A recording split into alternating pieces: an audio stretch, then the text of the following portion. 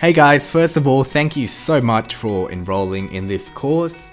And so welcome to Website Traffic Mastery, how to build a huge audience without SEO. My name is Daniel Baum, I'm the creator of this course and I've been running websites now for 8 years and I've collected a ton of different methods and tactics and experience to help you build that traffic even faster. So welcome. So the biggest issue people face with their site is not getting traffic. It's the number one thing that makes a site worth working on. Traffic. It brings you money, it brings you a big audience. So there's two ways people approach traffic. They let the traffic find them, which does work, but it takes a lot of time. Or you can use the tactics and techniques I'm about to show you right now to bring in that traffic 1,000 times faster. You see, the biggest mistake I see people make is that they hope that the traffic finds them, and yes, that may work, but it's really the wrong way to do it. It's also the long and slow way to do it. If you're smart, then you want to be as effective as you can, which means proactively generating traffic. So in this course, I will be showing you how to generate hundreds of thousands of visitors to your site for free. Yes, you can pay thousands of dollars in ads and hope that the traffic coming to your site is the right amount of traffic, is the right audience, but that can cost you a lot of money. In this course, it's all about free traffic, free targeted traffic. So I've split this course into two parts. There's launch traffic and there's also long-term traffic. Neither is more important than the other and they're both as crucial as one another to your traffic strategy. The difference is when to apply them. Many courses will just give you a bunch of strategies and techniques to do, and sometimes doing the wrong one at the wrong time can be, number one, a big waste of time. Number two, can cause major problems to your site, such as getting banned from a variety of different platforms. So there is a good time to apply them, and I'll show you how in this course. So launch traffic is what you want to be doing and focusing upon first. These strategies are designed to get your site and brand out as fast as possible in the initial stage. You've just launched a site or currently have a site or blog that has no traffic. Doing long-term traffic strategies first will be a big waste of time. Yes, they will work eventually, but you want to apply them a bit later on because they take a bit of time to build, and you want to focus on your launch strategies first. I want to ask you a quick question before we move on. Have you ever wondered how a brand new site or brand new blog that's popped out of nowhere has gotten everyone talking about it? Well, I guarantee you that they're focused upon and implemented their launch traffic strategies. These are the strategies they focused upon first. And then in part two, I focus on long-term traffic, how to get people coming back to your site consistently, and strategies that multiply over time. So that is the reason why I've split this course into two parts, to get the maximum return on your time and investment, because time is of the essence, and wasting time, no one likes to do that. So without further ado, hop onto the first video and let's get straight into it. Thanks guys, I'll see you there.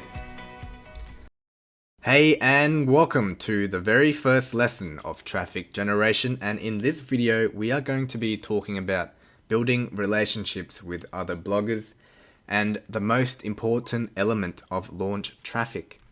So building relationships with other bloggers is something most new bloggers don't do, yet it is the one thing that they have to do. So I'm going to admit that when I first started my blogging career, I didn't do this and I deeply regret it.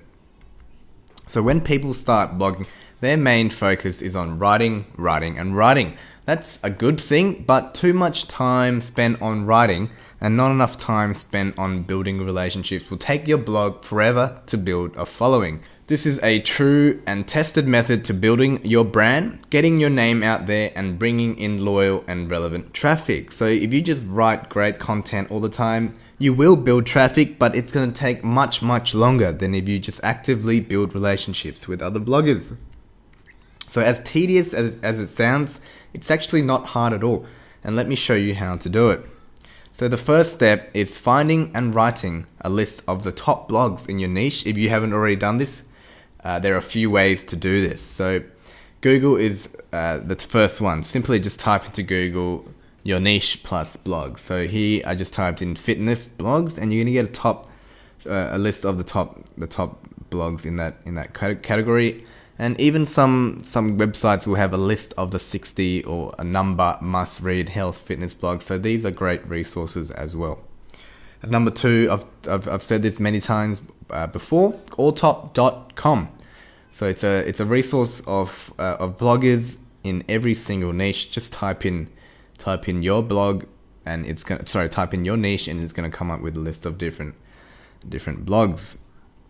Number 3, it's called blogcatalog.com. So it's a catalog, it's a website about other blogs. So you could go on blogcatalog.com and click on browse blogs, and it's going to give you a bunch of different blogs to go from. And all these blogs are pretty popular.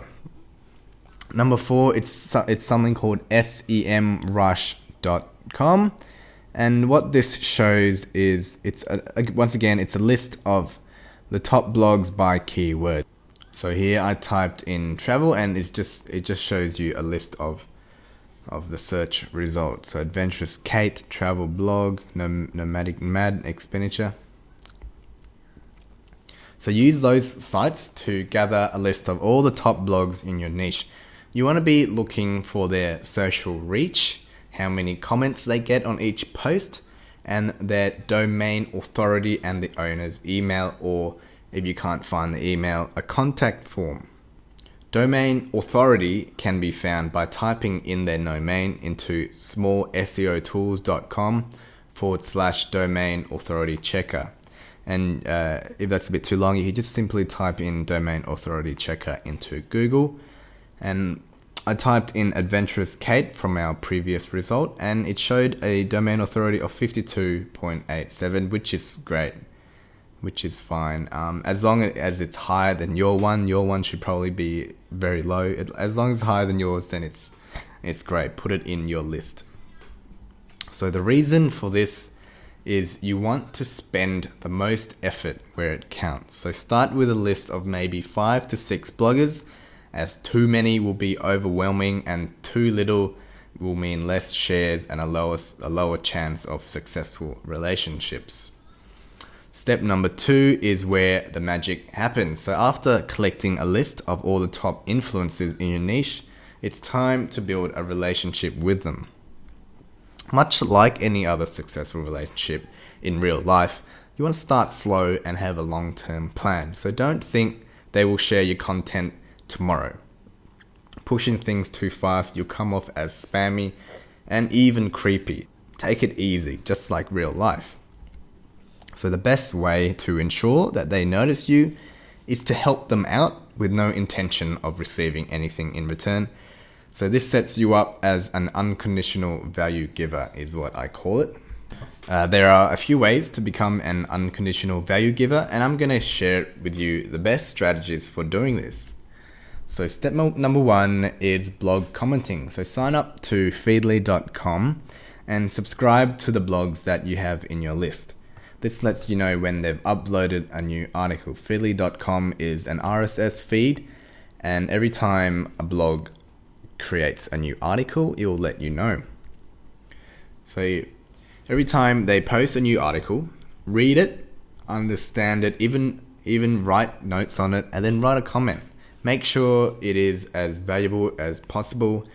Expand on the article if you have any tips of your own, and don't forget to put your website in the your website section. So here's what I mean. You put in your name, your email, and then a link back to your site, because when you submit a comment, your name will become a link, and people, if you leave a good comment, people will click on it and it'll take them back to your blog. So here's a comment I left on a pro blogger, a blog on blogging, and it's me trying to be as helpful as I can. I'm going to read it out to you. Great post, Jerry. I just want to add the following stats, which can back up a lot of what you're saying and might be helpful to some people. And it's basically just stats I found from a survey, a research done by Conductor.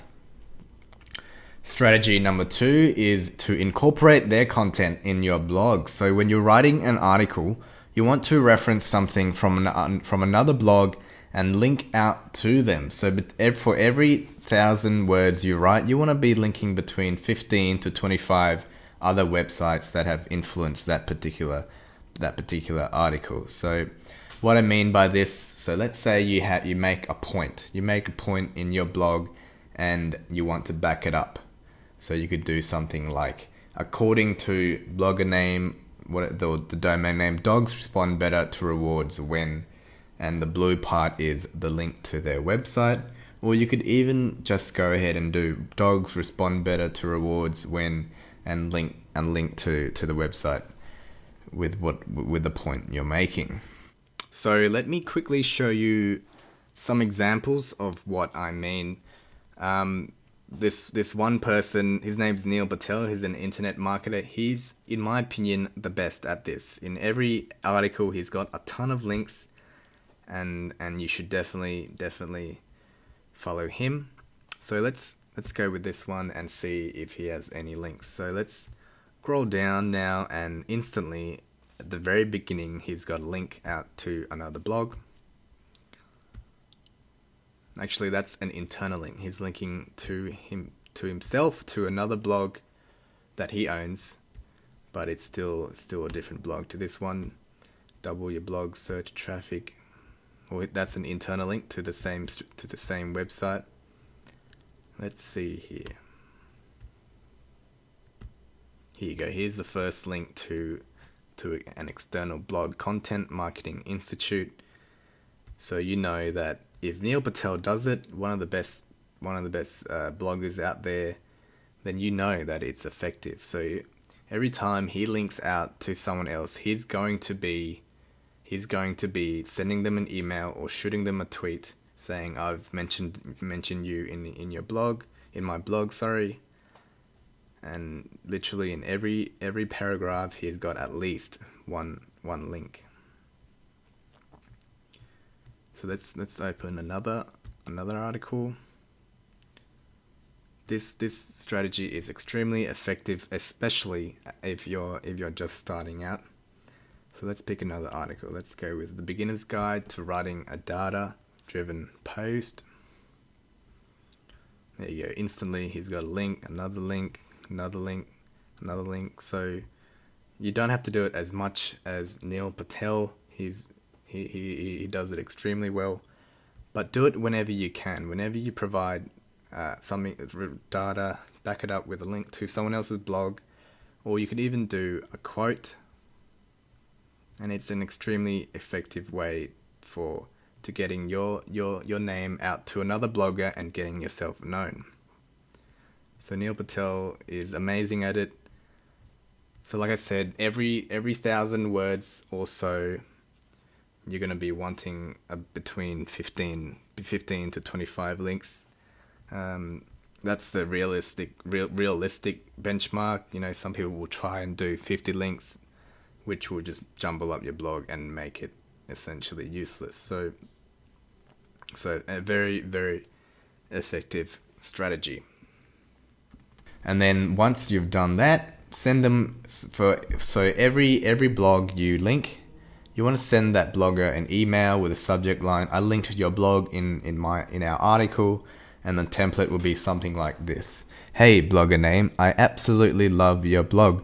I liked your advice, idea, tip on whatever the reason to why you linked them, and included it in my latest post. I would be flattered if you could check it out, and if you enjoyed it, feel free to share it. Regards, your name." So let's say you have 15 links in that article.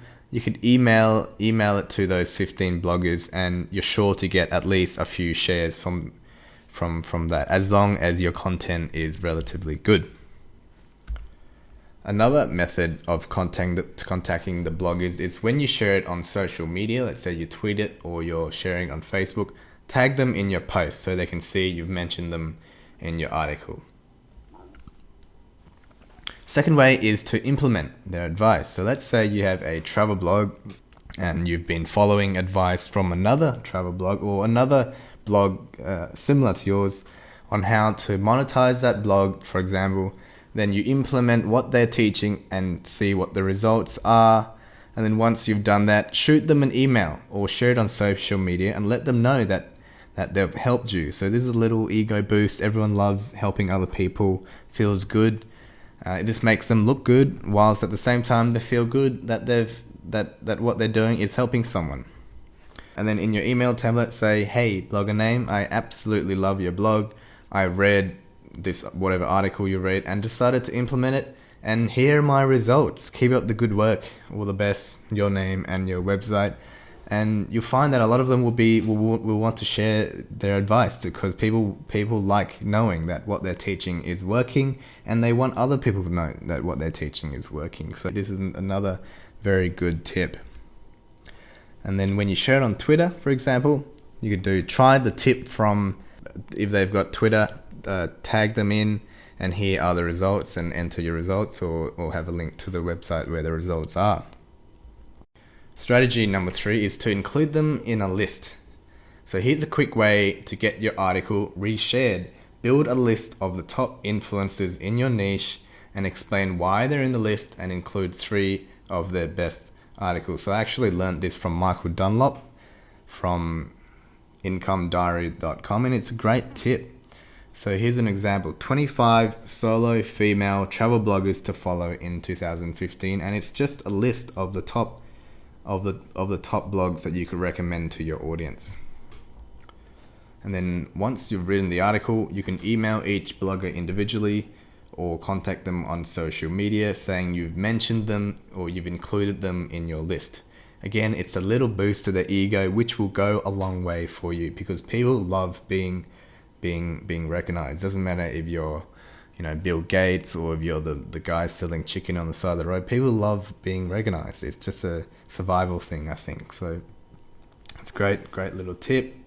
Another method is an advice list. So you email each blog owner with a question, and it has to be the same question for all the emails that you send, and then include all the answers in a single list. And here's what I mean. So here's one from Mark Andre: 25 expert bloggers share their favorite blog monetization strategies. And 26 bloggers is a lot, but all it took them was maybe 5 minutes of their time writing an email, and now you've got a great blog article which will be most likely shared by these bloggers that you've taken advice from. Or you could even just not email them if you don't want to do that. You don't have to email them. You could find advice on their blog. It'll take a bit more time. Find the advice on their blog and just put it in a list, and then you could email them afterwards. Make sure you link it to their website so the people who read the blog article know where the tip is from, and most of them won't mind if you do this. So that's another great way to do it. And then when you share it on Twitter, and this will be your social template, 10 amazing cupcake ideas, and then you tag each individual blogger if they have Twitter, or 7 ways to boost traffic, and then tag each individual blogger. Step number 4 is to engage with them on social media. So top bloggers are always posting on social media. You want to engage yourself in their status and tweets as much as possible. Leave valuable comments, answer their questions, reply to their polls. This simply gets your name out, puts yourself in their awareness. So, they've seen your name a few times. It gets logged into their mind, to their subconscious, and it's a great way of getting yourself noticed. So here's one from Tim Ferriss, a question on his Facebook: who would you most likely see back to back for a podcast? And leave a comment. And I'm sure Alex Cartman and Philip Chi, they'll be noticed by Tim Ferriss. And here's another one from Neil Patel: what would you do today that will make you proud in a year? And all these bloggers are always asking questions, polls. Be engaged with them. So that's why I mentioned earlier, it's important to make a list of their contact, their email, and their social reach. Strategy number 4 is to fix something for them. So here's another great way of getting yourself noticed. A big issue with technology is that things don't always go as planned. Links are broken, email subscription doesn't work, a landing page is messed up on mobile. There's 100 things that can go wrong. And this is a good opportunity to make your mark on a blogger by helping them out. So tools such as brokenlinkcheck.com are great for this. You're probably wondering why they don't check it themselves. They're busy people. They don't have time to do this constantly, and links and stuff are always going wrong, especially as they update their platform, as they change the theme, whatever it is, something is always going wrong. When you notice a glitch or something isn't working, privately email it to them and let them know. They'll appreciate it, or even just contact them on social media. So here's an example I want to give of how powerful this is, how powerful fixing something for someone is and helping them out. So I'm not sure if you've heard of him. His name's Ruslan Kogan, the founder of Kogan Electronics. So when Ruslan Kogan was starting a budget electronics company, he couldn't afford to order the required minimum amount of supplies from a factory in China. They were saying you can't order that much. You need to order more, and he couldn't afford to order more. He had a certain amount that he could afford. So what he did is he took their catalog, which was written in very poor English, and he just updated for them. Fixing any grammar and spelling mistakes. He's an English speaker, so this would have been kindergarten work for him.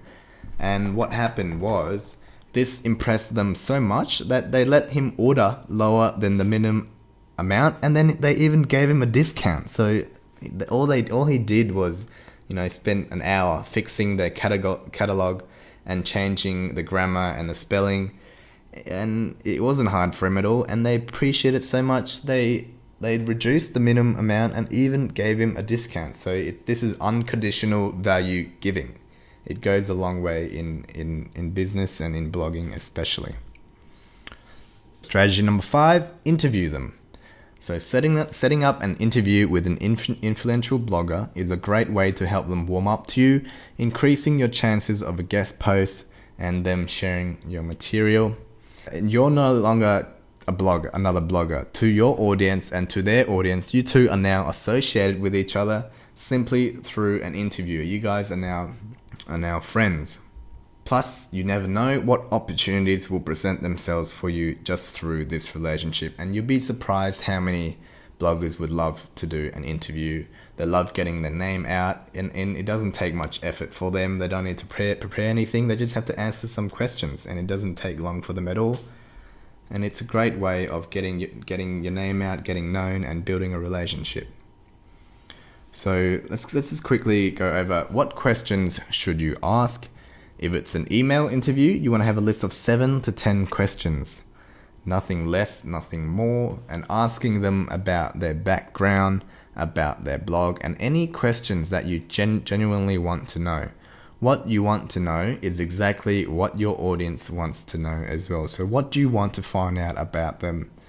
And you don't want to be too invasive, so don't ask questions like how much money do you make, or where do you hang out after work. Have them business related questions, professional questions, and be genuinely curious.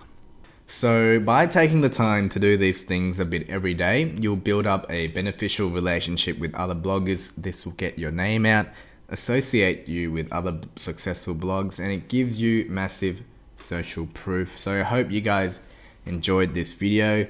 Make sure you implement these strategies, especially if you're just starting out. And by doing these things that I've just shown you, it will massively differentiate yourself from the other bloggers who are just starting out, and it'll propel you to your blogging success. So thanks again for watching, guys, and I'll see you on the next video. Hey guys, so welcome back to another video on traffic generation, and today we're going to be talking about social news sites. So these are stumbleupon.com, reddit.com, and dig.com, just to name a few. So another great way to bring in traffic is by utilizing social news sites. If you do it right, this can have an amazing result in terms of traffic. Your blog can be a day old and you could still get hundreds and thousands of visits if it goes viral. So these are sites that lets users submit their own content to a platform of people. So it's not like Facebook where you need a page and you have to generate the likes to that page yourself. It's a platform of people who already use these sites. So you could say it's a curator of content on the internet. And the top two ones, in my opinion, are stumbleupon.com and reddit.com. On one of my blogs, I went from literally no visitors to almost 7,000 overnight, with 50,000 users total for that month from the 21st of May until the 31st. 50,000 users suddenly out of nowhere. And this was when I was just blogging and I had no idea on how to generate traffic. So it can work for anyone. And it wasn't a short-term thing either. The next month, it took my traffic to over 217,000 unique users, as you can see on that graph there.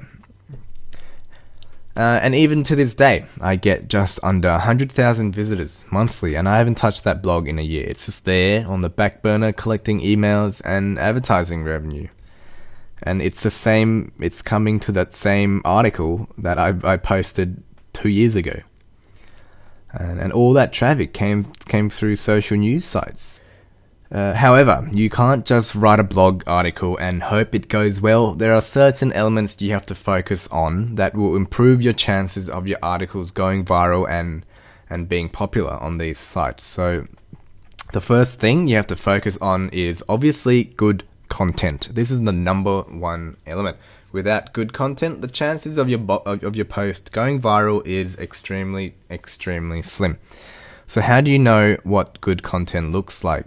You could head to stumbleupon.com, sign up, and then click on the Stumble Upon button, and it will show you all the top articles in the categories that you chose. So have a look on stumbleupon.com, look through the top posts there, and this will give you some idea of what is popular. So, like I said, look through the articles and you'll get an idea of what articles are popular and which aren't. And you could do the same with reddit.com. I'm sure many of you already know what reddit.com is. If not, just go to reddit.com and look at the front page. You see a bunch of different articles and you get a general idea of what's popular and what isn't. And what you'll notice is that they all have engaging headlines that speaks to their audience and evokes strong emotions. You'll also notice that they all contain pictures. People love visual content, even if it's just one photo. So you've seen this graph before. It's a great little graph to show you which type of headline people prefer in general, and it'll be different for every niche, and the rule doesn't always apply. But this is the general rule that you can use, and it works every time. And another tip I want to give you is that good content can also be collected through what is popular already on the web. So what people love already, just curate it or collect it and put it all in an article and put it on your blog. So Q&A style sites are great for this. For one of my articles that went viral, I simply went to reddit.com/r/askreddit. And then collated all the top answers in one of their posts. And you could do the same with Quora.com. Quora.com is relatively new, but it's full of great information that you could put on your blog. So I'm just going to show you what I mean through Ask Reddit. Let me take you to that site now. So here's Ask Reddit. Sorry, reddit.com/r/askreddit, and you can see it's basically a Q&A platform where people ask, and the top questions get upvoted, and they are full of answers. So let's look at some of them now.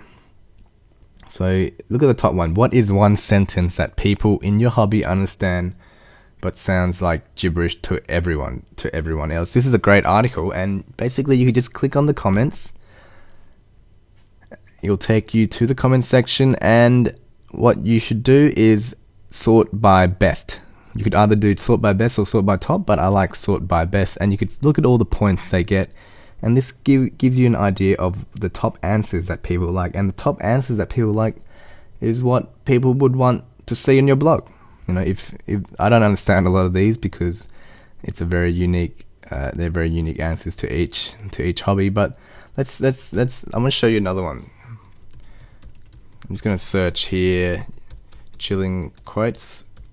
Whatever your niche is, just type in the search button a few different keywords, to see what your audience likes, and it'll give you a ton of different answers. So,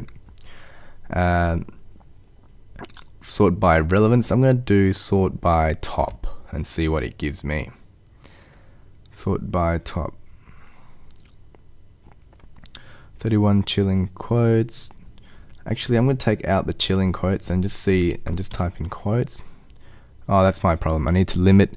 Always check the button here. Limit my search to Ask Reddit. So just click on quotes.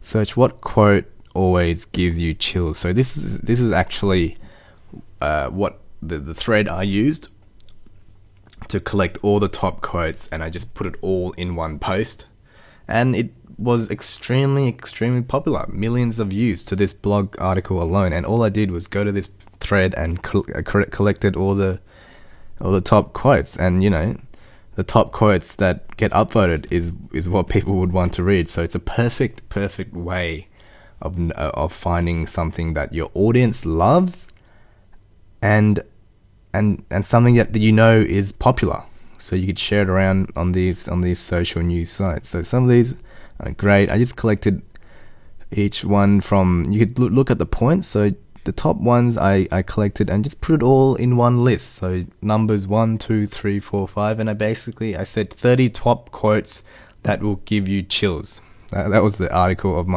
name of my article, and I just basically copied it off here. It's great. So this is a popular method that you could use yourself. Then once you have content that people will like, it's a matter of submitting it. So StumbleUpon is quite easy. You just sign up, install a social share plugin on your blog, such as Dig's Alternative. It's a great plugin that will give you a list of social media buttons that you can submit to. Or even Flare. Flare is the one that you can see at the top there, and StumbleUpon is a weird little thing that looks like a S and a U. And basically, you just click on that button and you'll put it into the system. It's really that easy. That one in my example there is no Reddit button, but Reddit is also another great one to submit it to. With StumbleUpon, it's important to not just spam your site into the system. So every time you submit a new post, don't submit every article you write, just the ones you think are most likely to go viral, because they have a spam detection and they don't like that.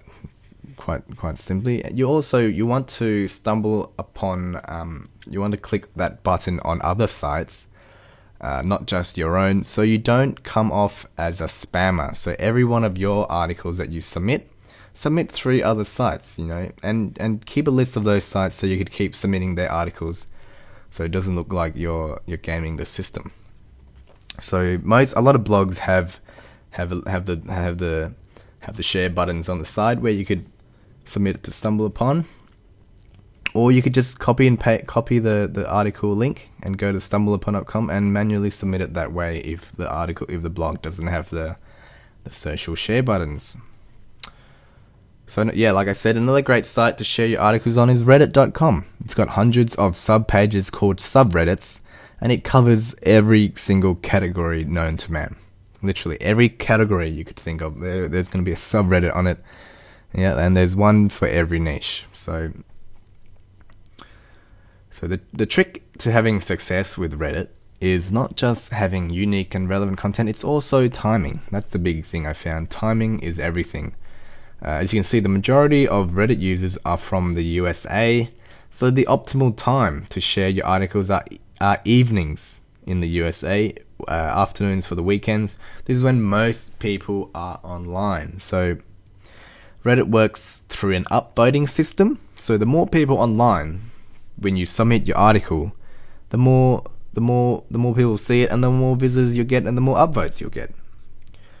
So and submitting an article through Reddit is extremely simple. You could either use a Reddit button on your blog, on your little buttons on the side, or you could just go to reddit.com and you need to sign up. Very easy. You don't even need to put in an email. Sign up, heading to reddit.com/register. Then find the subreddit you want to submit your article to. So whatever your niche is, doesn't even have to be that specific to your niche. You could cross. They call it cross posting. You could cross post it over multiple subreddits, and then enter in the details and click submit. So you want to click on that button there, submit new link. And how popular your link will get, no one really knows. One person can submit a link today and get 0 upvotes, and someone else will do it tomorrow with the exact same link, the exact same headline, the exact same everything, and it'll be on the front page, and thousands, millions of people will see it. So all you can focus on really is the timing, having the right headline followed by good content, good relevant content. So you don't want to be submitting an article on dog training on a subreddit for motivation, as an example, as obviously as that sounds. But a lot of people do that, and they wonder why their article doesn't do very well. Other social news sites I just quickly want to share with you is dig.com and newsfun.com. These don't work as well, in my opinion, because it's harder to submit to. They need to get approved. It's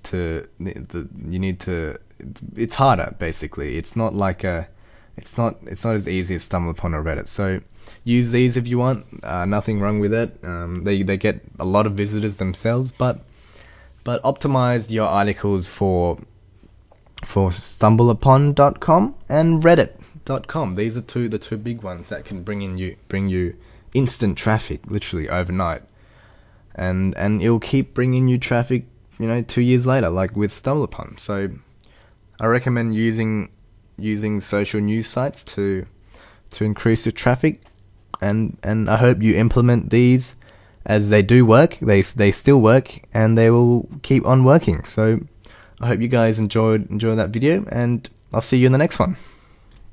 Hey guys, welcome back, and in this video we're going to be talking about guest posting. So guest posting is simply writing an article for someone else's blog. This is done to get your name out, get exposure to your site from the other blog's audience, and it also builds backlinks back to your blog.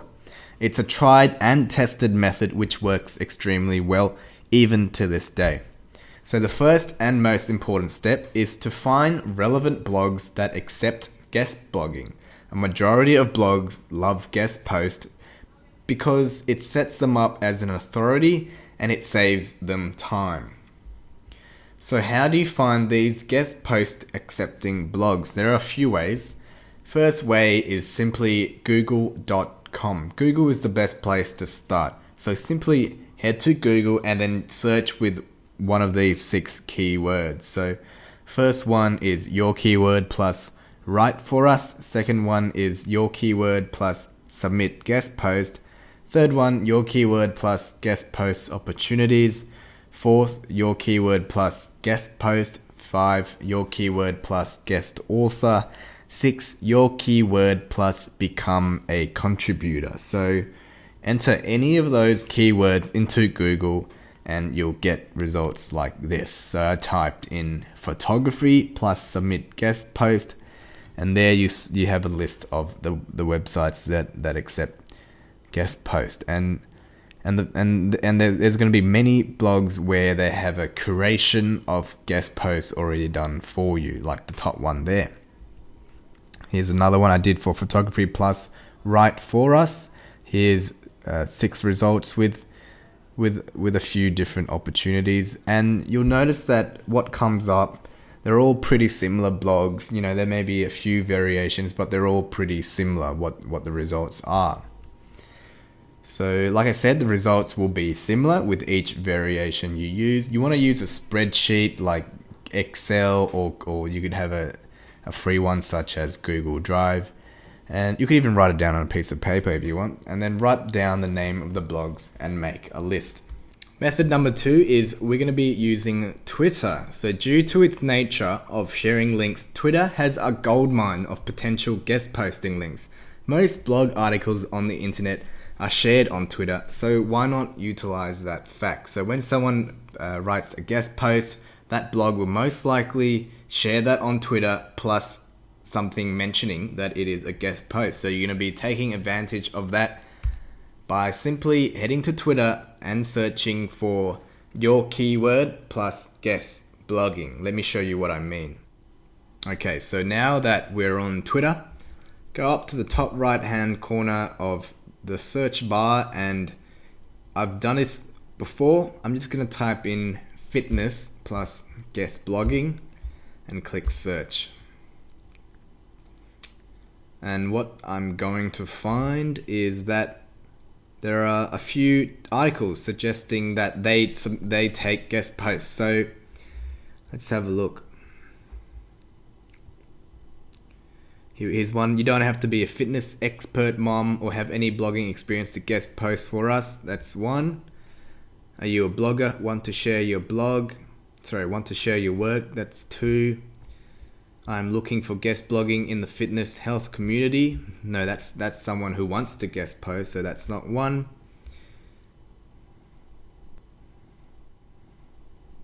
Let's scroll down a bit more. Guest blogging today on a great site for real women juggling life and fitness. That's another one. I'm guest blogging for ClassPass today. So you see a lot of people who guest blog, they will show you where they're guest blogging on their tweets. So Twitter is a great way to find these cool little websites that accept guest blogs. So let's try another niche. Let's do baking. Baking plus guest blogging search. Here's one. Very excited to be guest blogging on Local magazine, so you know they accept guest blogging. New guest blog post. Twitter is a goldmine of blogs that accept guest posting. So spend some time on here and have a look around, and you're sure gonna find a lot of blogs that take guest posts. And then third method is what I call the ultimate list. So as I showed you on Google before, by simply typing in your niche plus guest blog, you will get effective results. But there are also blogs who have compiled a list of all the top blogs that accept guest posting already, so you don't have to go out and find them. So a great website I recommend you go to is called effectivebusinessideas.com/blogs that accept guest posts. So what this website is a list of all the top blogs in any niche you can imagine that accept guest posts. So this is a great way for you to find blogs that accept guest posts, and it's all compiled up in one nice list. And then once you have a spreadsheet of potential guest post accepting blogs, you want to start vetting the blogs to see which one is worth your time. So you don't want to be guest posting on as many blogs as you can, because you know a lot of blogs don't have the potential to really be that effective, and you're going to be wasting a lot of time. So like I said, a lot of sites are simply content farms, and they just accept all posts purely for ad revenue, and you don't want those. So on the previous video for building relationships, I mentioned a few metrics on how to determine which blogs you should put your effort into, and these are social media numbers, comments on each article, and you also want to check their domain authority.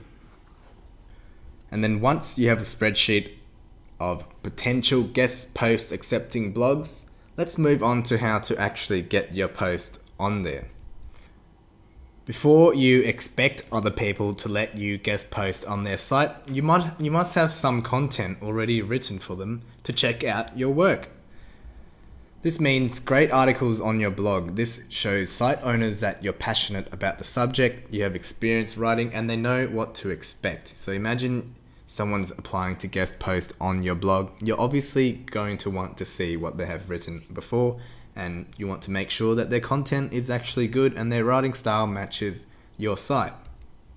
So don't just start applying for guest posting straight away. Wait till you've written a few articles that are high in quality.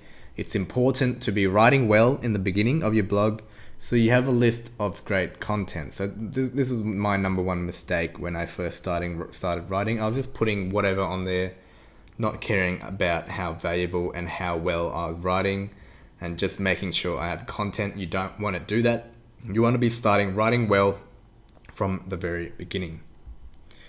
Second thing is you also want to start getting noticed by the owners of the blog. This will increase the chances of them accepting your posts and replying to your emails. This isn't necessary, but in my experience, it helps big time. So I mentioned in the previous video, but let me reiterate what they are again. So number one is commenting on their blogs. This is a great way for them to get noticed, especially if your comments are helpful and add to that blog post. Number two is include them in your articles by linking to their blog or mentioning them. So you'll be surprised by how much they notice when other blogs mention them, because it lets them know. It lets them know. Number three, engaging in their social media. This means talking to them on Facebook, answering their polls or any questions they have, and making sure they see you. Number four is help them out. So this is a big one. Fix their site for them, find any broken links, etc., etc. Number five is to compliment them. So say thanks for your help. It really inspires people to know that what they're doing is helping someone. So whoever is being helped, that you will get noticed. So when you email them about a guest posting opportunity, they're already warm to you and will remember you if you've helped them out and been commenting with value. That's the whole point of being noticed. Value and genuine provider of help. Third thing is to find the right topic. Now you want to find what type of articles to write that will have the highest chance of being accepted. So from your list of potential blogs, you should have around 5 or 6. You want to be reading their previous guest post and researching the topic, their target audience, which should be similar to yours, and their recent posts. Another great tip is to rewrite old, popular yet outdated articles. So this requires you using a tool such as BuzzSumo to see their popular articles and see which ones you can rewrite, and also this is what they like, this is what their audience like, because they've written about it before. Tip is don't just rewrite one for the sake of it. You need something refreshing to replace it with, such as new research and data, new techniques and ideas, etc., etc. And then once you've done the research, write down a list of potential article ideas. Don't hold back here, as you can always vet your list later. Write down as many ideas as you can so you can cut down later. Plus, this is great as it gives you potential ideas for your own blog. And finally, once you've written some blog content, engaged and been noticed by those bloggers, written down a list of potential blog topics, it's time to contact the owner of the site you want to guest post on. This is best done through email unless you've built up a relationship and have contact through other means. And here's an email template that has worked well for me and many other people. So, hi blog owner. My name is Daniel and I run whatever your blog is. I've been following your blog for quite a while and love your content. I especially enjoyed, and then put a link to an article that you enjoyed. Make sure you've read it. I'm writing to you as I'm trying to grow my blog and would love to contribute a guest post on their blog. I've been researching on what type of material your audience loves and I have a few ideas. And then here, write, 2, 3, 4. You don't want too many ideas as it can be overwhelming. And then I'll make sure the article is filled with research and data and something your audience will regard as very valuable. Here's a sample of my previous work so you can see the level of quality I dedicate to my articles, and then give a link to that particular article or two. And then let me know what you think. Thanks. And then sign off with your name and your website. So that's all there is to it, to the email template. And an email like that is so effective because all the benefits are on them. You've been engaged in their blog, they get a list of potential ideas to choose from, and they get to see your previous work. It's a win-win situation for them, and they could always just say no. They've got nothing to lose. So let me show you some quick tips for guest posting. Tip number 1 is limit your own opinion and include as much data and research as you can. Tip number 2, insert quotes from experts. So this is really similar to tip number 1, because in the age of information that we live in, it saves them time from having to research and making sure the point that you're making is actually true and valuable. So by inserting a quote from an expert from another blog, they know that the tip is good. And then number 3, you don't want to be featured on the best blog straight away. I only say this because they'll most likely reject you. You want to start small, start medium, and then finally you can start aiming for blogs such as the Huffington Post, Business Insider, and all of those top websites. So don't try and guest post on those sites straight away, as you most likely will be rejected. So you want to keep these tips in mind in regards to guest posting. Now I want to show you a quick tip I learned from Derek Halpern from socialtriggers.com, and it's what I called niche blending. I know that I mentioned earlier that you should really guest post on your own topic, but here's another trick to help you get into the guest blogging mindset and help get you started. So not only do you have to guest post on blogs in your niche, you can try to blend your niche in with a blog in another niche. A lot of blogs don't like guest posts from competitive blogs, so you can get around this by blending your niche with blogs in another niche. This isn't a big problem when starting out, but will be as you grow bigger and bigger. So try to think of niches that you can blend one of your articles with. So you won't be able to do this with every single niche, but a lot of niches have overlap. So if you run a travel blog, you can write an article on the best places to live for web designers on a design blog. You could write a blog on the best cities to visit if you're a vegan, on a vegan blog or a health blog. And you could also write one of the most beautiful cities with awesome photo opportunities for a photography blog. So let me give you another example with a health blog. You can write an article on how to stay healthy when traveling on a travel blog, best foods for increased creativity on a design or photo blog, or best foods for optimum mental health on a psychology blog. So these are just examples from the top of my head. Use your creativity and try to fit your niche in with other niches. And you could use the same methods I mentioned earlier, but this time in other niche. So the traffic you get won't be as targeted, but this gives you more opportunities for link building and getting your name out. Plus, people have more than one interest, so who knows whether or not their audience will also like your blog. So it's a great way to get you started in the guest blogging mindset and helps you interact with other blogs. And that's all there is to it for guest blogging, guys. I hope you enjoyed this video, and don't skip this part because guest blogging is a really, really great way of building traffic, especially if you're starting out. So thanks again for watching, guys, and I'll see you on the next video. Hey guys, welcome back to Traffic Generation, and in this video we're going to be talking about Facebook growth hacks. So other than the traditional methods of building up a social media following through Facebook, I want to show you some ways you can use Facebook to increase your traffic even faster. What you'll be doing here is utilizing already existing Facebook pages, and the perfect tool to find Facebook pages in your niche is this cool little tool by Get 10,000 Fans called fbkeywordtool.com. So write that down somewhere. You'll be needing it.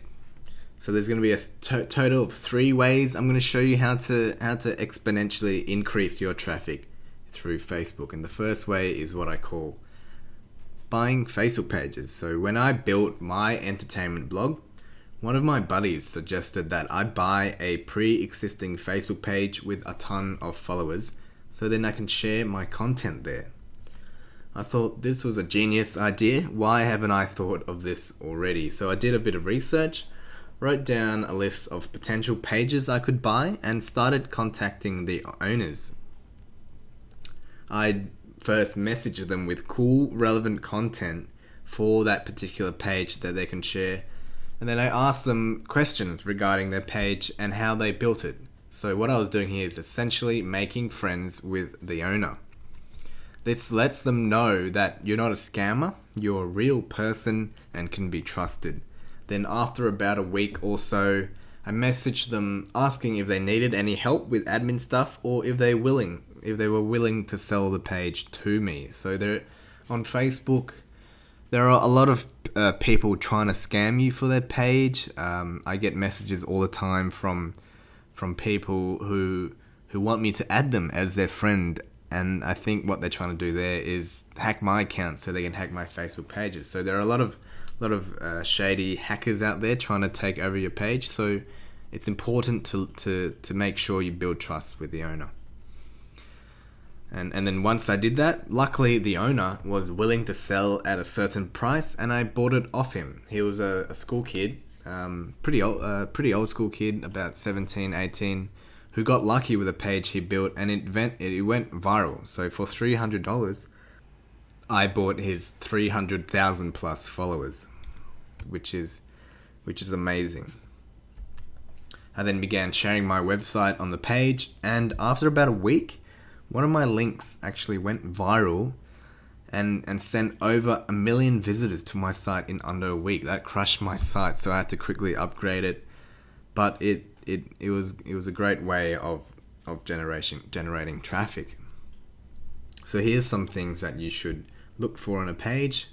One is use the tool I mentioned earlier, fbkeywordtool.com, and you want to find pages similar to your niche. So if you have a dating website, you're not going to be wanting to share links on a page about cute dogs because the audience isn't right. Number 2 is you want to check out their likes and not just that, also the engagement. So look at their page and see, how many people comment on their posts, how many likes they get on each post, because a lot of people have pages which are fake likes which don't get any engagement. And number 3, see if they're already promoting links to other websites. So if they're already promoting links to other websites, then most likely someone else is using that page to promote their own site, which you don't want. And then you want to make a spreadsheet of these potential pages. If they're already sharing links, then the page is most likely not for sale. However, if they're sharing links to more than one site, this is perfect for my next tip. So write it down in a separate spreadsheet. And then once you've built up a list of potential pages, start building a relationship with the owners. So start off with a message such as, hey, how could I get in contact with the page admin? And you could go from there. The trick here is to be patient, as many owners won't reply straight away, or they simply won't see your message. You may need to be persistent and send a few messages. Then once you've made contact, start engaging them with relevant questions in regards to how they built their page. Most people are willing to help. Then you can share relevant content with them as well, as this helps them promote their pages more. And then after about a week, you want to start planting the idea of being an admin or even buying their page.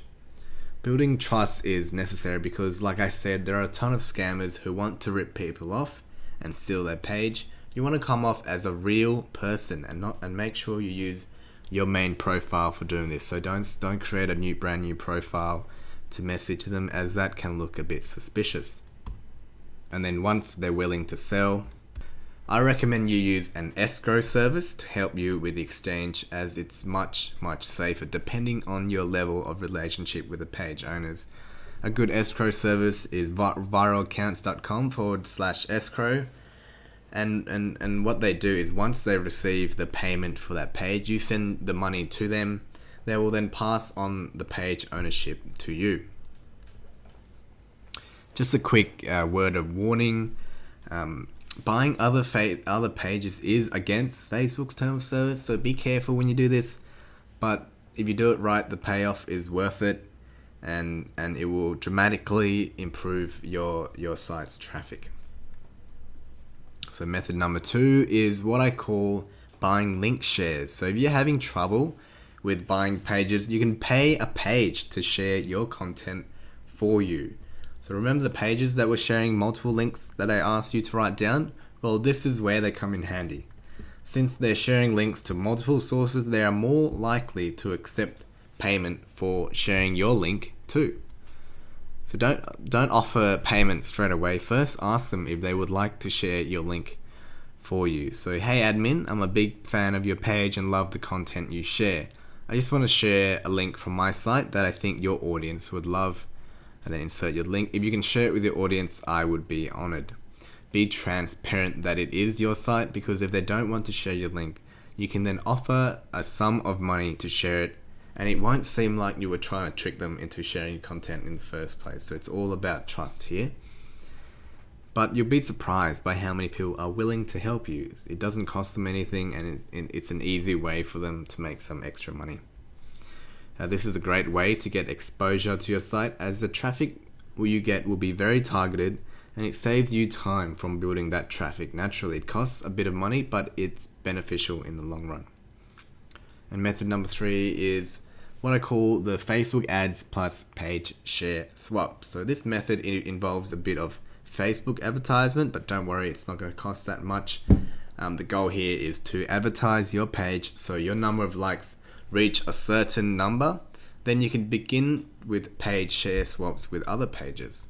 It sounds expensive, but it really isn't. So by targeting international countries, not big countries like USA, with one of the main languages being English, if your blog is in English, such as India, Philippines, Singapore, Hong Kong, South America, Eastern Europe, you could get a like for 2 or 3 cents each. I won't go into how to set up Facebook advertising. There are a lot of free videos on YouTube, and it's quite easy. But all you need is around 1,000 to 2,000 likes to begin with your page share swaps. And this is basically another page sharing your page, and then you sharing theirs in return to help increase the likes. So here's an example of one of the pages that I promoted recently. I spent about $33 and I got 1,197 likes, which came down to 3 cents per like, which is not much at all. And then you want to start off with smaller pages, less than 10,000 likes, and as it grows, you can then message pages with higher and higher likes, and then do the swaps with them. What I found is most people will ignore your page share request, but some will, and that's all you need. You know, maybe 1 in 10 will happily do this with you. It's really a numbers game and how many pages you contact. And the good thing with this is that you can do it indefinitely, but first you need a few thousand likes to start with. So as you grow, share with bigger and bigger and bigger pages until you're the biggest page in that particular area.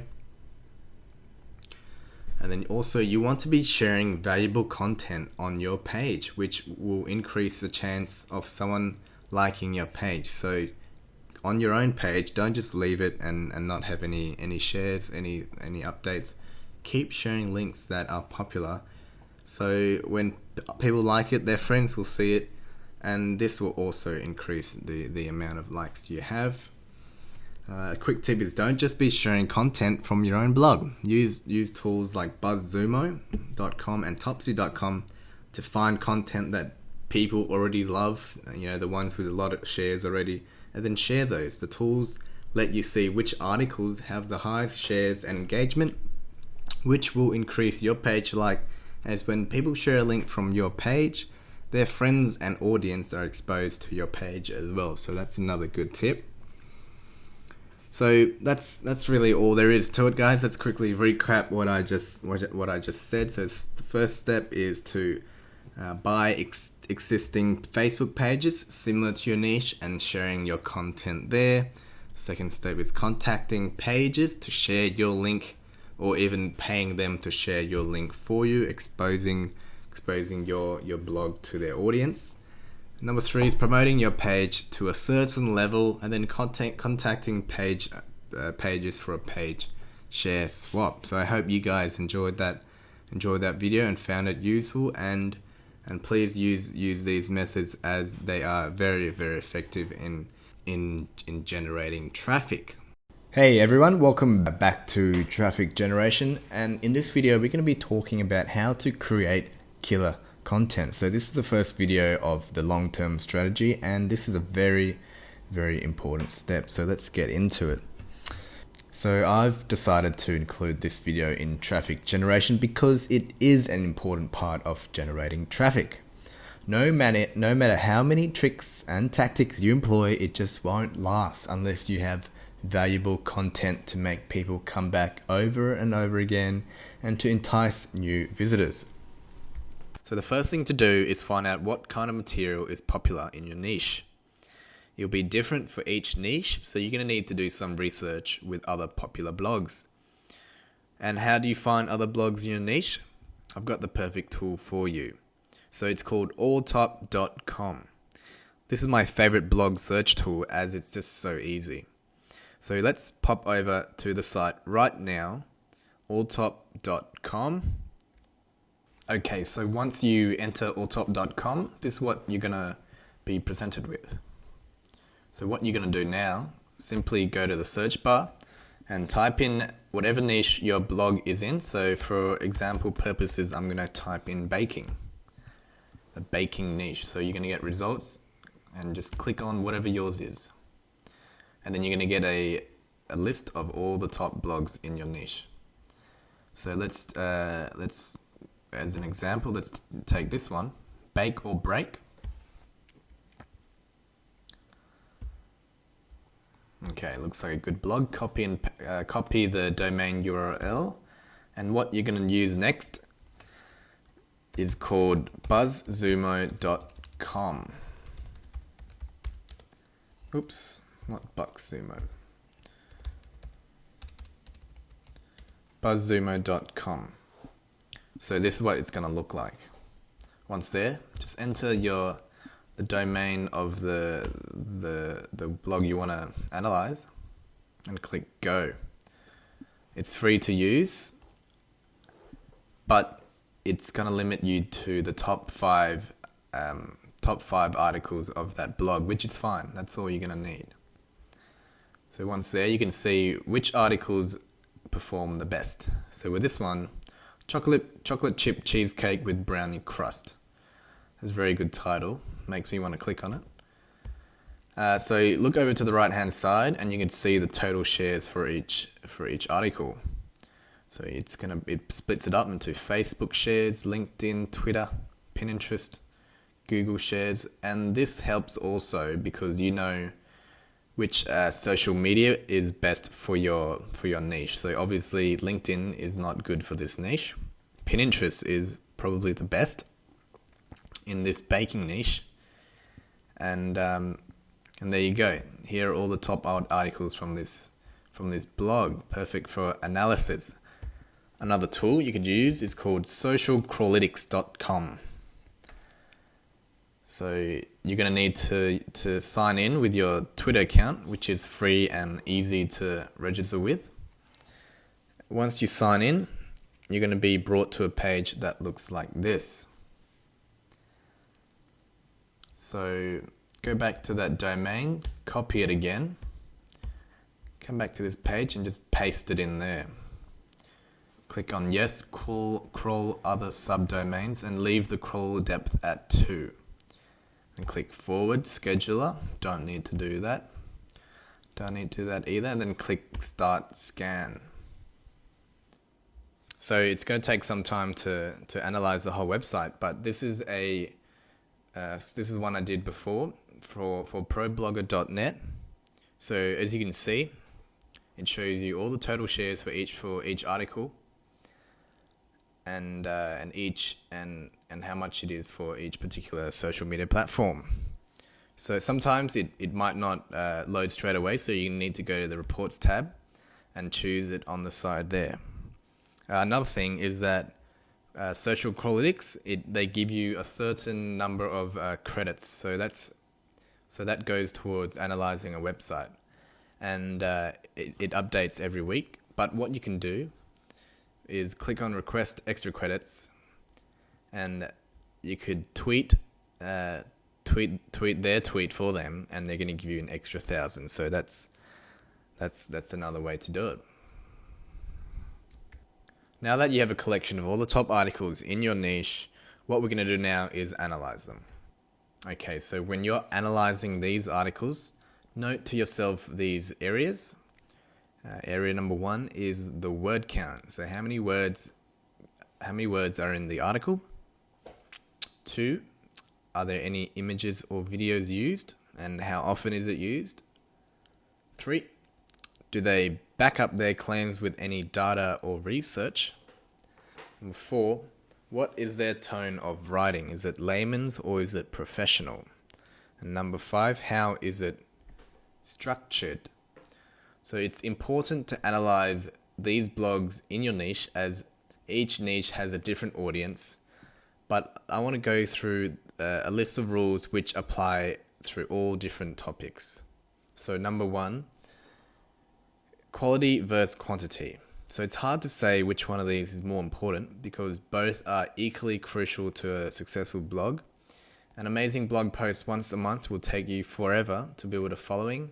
However, a really good post a few times a week, followed by an amazing post once a month, will give your readers more interest and will check back regularly. It also gives it a higher chance of one of your posts going viral. 2, article lengths over 1,800 words. So this has been found to be true through most blogging niches. The average word count of the top ranked searches is 2,416 words. So look at the diagram there, and you could see the position versus the average content length. And here's the amount of social media shares by content length. So this is because really good content requires really good data to back it up, and more explanations to answer the obvious questions, which shorter posts simply can't answer. It's okay to have 500 words articles every now and then, but you should try to stick to this area. You may have past experiences of writing tedious 1,000, 2,000 word essays in school or in college, and you probably think you can't possibly write this much. I had the same dilemma, but what you'll find out very quickly is that because you enjoy the topic so much, it's easy as having a conversation with a friend, and the more you write, the easier it also gets. Number 3, back up your claims with data and research. So every time you make a claim about something, always find data to back it up. People love graphs, research, analysis, so include as much of it as you can. It makes you seem more trustworthy rather than just stating your opinions, and it's a huge game changer in making your blog stand out. You'll find this true in every field, offline and online. What this means is that other bloggers will then come read your blog and be like, okay, this guy has really good content backed up by data. It's not just opinion, and they're more willing to share that on their own blog. So number 4, you want to include pictures. So every blog post you put up should include at least one picture. It helps with catching the reader's eye, differentiates you from the other blogs, and gives your article a visual point of interest. HubSpot.com did some research on this, and this is what they found. So as you can see, 90% more views if you add compelling visual elements and graphics. Another bonus is when you come to share this article on social media. The images on your blog are taken and shown on the social media platform, which will increase click-through rates and interaction.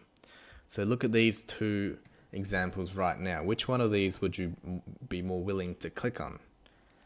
Say 1 and 2. So obviously the one with the picture, right? So always remember, however, to source the image location, as you don't want any angry photographers sending you emails about stealing their work. I've never really had an issue with this. Actually, I've never ever had an issue with that, but it's good to keep that in mind anyway.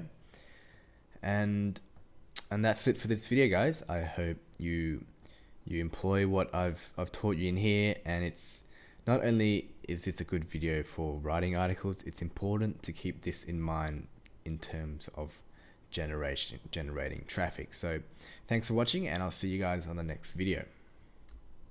Hey guys, welcome back, and in this video we're going to be talking about social media presence. Having a social media presence is important in not only building traffic but also maintaining it. So the people who follow you will see a constant update of your new content, and also aids in reinforcing your brand. It also makes it easier for people to share your content. What social media you use is really dependent on what your niche is. So if your niche is tailored for women, then Pinterest, Facebook, and Instagram are what you'll want to use. A great tool to help you decide which ones to focus on is buzzsumo.com, which I've mentioned thousands of times before. So input other blogs in your niche, or even just keywords that are common in your niche, and it'll give you the most shared articles and which social media platform they're shared on the most. So this helps you to put your focus on the platforms that matter most and the platforms that your audience are most likely to be using. So I typed in the 4-Hour Workweek, which is a blog on lifestyle design, personal development run by Tim Ferriss, and you could see the majority of that website's audience is on Facebook. But you'll also notice that a lot of them are on Twitter. So you could tell the best for this website is Facebook and Twitter. LinkedIn is also another popular one. So it won't be the same for your niche. It'll be different for every niche because each audience uses different types of social media. So I'm not going to go through how to set up an account for each one. They're all pretty self-explanatory, and you'll find tons of instructions on how to do it. But I'm just going to show you the two biggest ones every blog should have, which is Facebook and Twitter, and I'll also be showing you how to use them correctly. So with Twitter, it's very easy to sign up with. So enter your full name, your email address, and a password down the bottom. So now you just have to choose a username. So the thing with Twitter is each post you're allowed 140 characters. So a username that is a bit too long will actually use up a lot of the character limit. So you want to pick a username that is nice and short, and still can people will know who they're talking about. So what I mean by this is that when another blog is tweeting about you or someone else is tweeting about you, if your username is way too long, then that's going to limit the amount of the characters they can use. So pick something that's nice and easy, to the point, simple and easy to remember. And then just click on sign up, and then just follow through the prompts. Customize your profile. You want to be adding a profile picture that is relevant. So too many people just upload a random photo, and it doesn't make no sense. You can even upload a photo, your own photo as a profile pic. And then for the cover photo, you could use something more visually appealing and less specific. But your profile picture, even have your logo there, will do fine. And then click continue.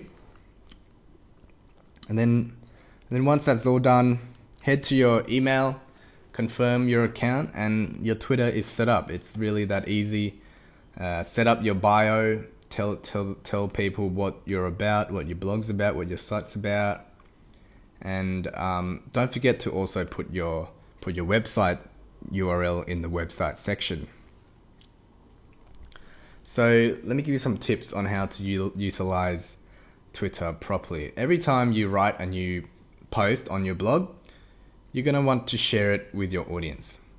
So when you share it, make sure you include an image in the link that you share, as these get 150% more retweets, as you can see from that graph. This is a study done by buffer.com. So the tweets with images have over doubled the tweets with images in terms of without images in terms of retweets. You also want to keep your tweets to around 120 to 130 characters, so which is around 20 words. So this study analyzed 200,000 link containing tweets and found the highest click-through rates on those were between 120 and 130 characters, as you can see from that graph. So you don't want to be too short, because it won't be able to convey your message properly, but you don't want to make it too long either. So 120, 130 is good, and you don't want to max it out, because as you can see, the graph drops down dramatically after about the 138, 139 point. Another tip is to use hashtags, because tweets with hashtags have a 21% high engagement rate, but if you have more than 2, this results in a 17% drop, as you can see from the study done below. So tweets with 1 or 2 hashtags have a 21% higher engagement than those with 3 or more, and tweets that use more than 2 actually show a 17% drop in engagement. The reason for this is because it just looks spammy. So a tweet with 3 or 4 or 5 hashtags just looks unprofessional and looks like a spam tweet. But the purpose of a hashtag is to really help others search for that tweet, and it'll show up in someone who has an interest. They put that particular hashtag as their interest. So utilize hashtags, use 1 or 2, but not more. And for high click-through rates, you want to be tweeting during commute hours and in the afternoon. So let's look at the graph below. You could see during commute hours, people are on their phones. They'll be looking at through their Twitter account, and this will mean more views and more high click-through rates. So between 8 a.m. and 9 a.m. And you don't want to be tweeting during dinner time, which is between 5, 6, and 7 p.m. because people are obviously eating dinner. So tweets in the afternoon and tweets later at night. Bedtime 10 p.m. onwards, as you can see, massive drop. And that's all there is to it for Twitter. So now let's move on to Facebook. So you all should already have a private Facebook account. If not, head to facebook.com and create one. So unlike Twitter, where your account is your business account, Facebook, you're going to need to create a separate page for your blog and your website. So to do that, just simply log in, and then on the top right hand corner, click the drop down arrow and go down to create page. And then you're going to be given 6 different options on what type of page it is. So it's either a local business, company, brand, an artist, entertainment, cause, or community. Whatever your blog is about, pick the right topic.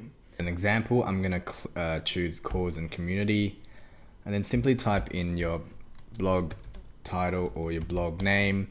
A lot of people do blog title by your name, or you could even just do your blog url.com. So as an example, I'm just going to do blog title and then click on get started.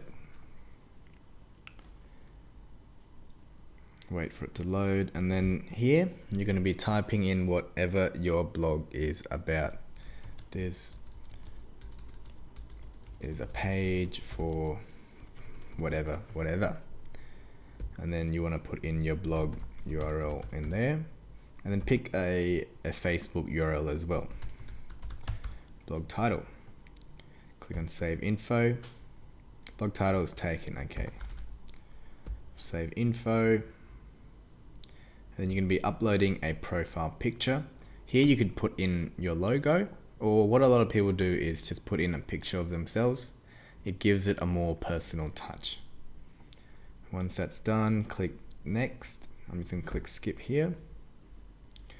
And then you're going to be wanting to add that into your favorites for easy access.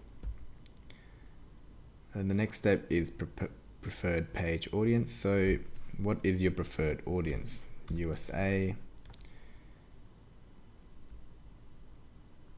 So this is really only needed if you're thinking of promoting the page on Facebook. So if you're going to promote it on Facebook ads, this is where this information will come in handy. And then click on save, and there you're done. So once that's done, you want to like the page, like your own page. Facebook actually does a very good job of explaining what each thing does. So what you want to do is invite all your friends, and then you're going to be adding a blog cover photo. So you don't have to do this right away, but a blog with a good cover photo, a Facebook page with a good cover photo will make it seem more professional and stand out from the rest. The good thing with a Facebook page is that Facebook is constantly changing it around. So this create a call to action button is actually pretty new. You could have a shop now, book now, contact us, watch video. So I'm just gonna click on sign up. So type in your website, mobile website optional, and then click next. And it's going to help you create a little button. So for whoever wishes to visit your site or take an action step, they can simply just click on this button and it'll be done. So that's really all there is to it. And then once you have a Facebook page, the first thing you want to do is insert it onto your blog. Easy Likebox is a free plugin which will help you with this. It allows your readers to stay connected. So this example here is from smartpassiveincome.com. And as you can see, it shows a little box like that on the right hand side, where if someone really likes your blog, they can like your Facebook page and they'll stay updated to every Facebook post. So again, similar to Twitter, you want to utilize photos in your post. This generates higher engagement as per the evidence below. So Facebook photos generate higher engagement than the average post. This in 50%, 53% higher likes and 104% more comments. And I've found this true again and again in my own experience. The thing is, there's two ways to show photos. A lot of times it won't show the bigger version. So there's a smaller photo version and there's a bigger photo version. The bigger photo version will have more engagement. So when you share a link and it shows a smaller photo, you could click on upload photo and then pick a photo from your blog, that blog article, or a random photo that's relevant, and then click upload and it'll be the bigger version. Also, you want to keep your Facebook posts short and very to the point. As you can see by the evidence below, tiny 0 to 70 characters in the post increases response score and increases likes and comments per post. So people don't like it when they have to read too much. They want to know what the post is about and what it can do for them in as little characters as possible. Another great tip is to use emoticons. So emoticons aren't just for teens.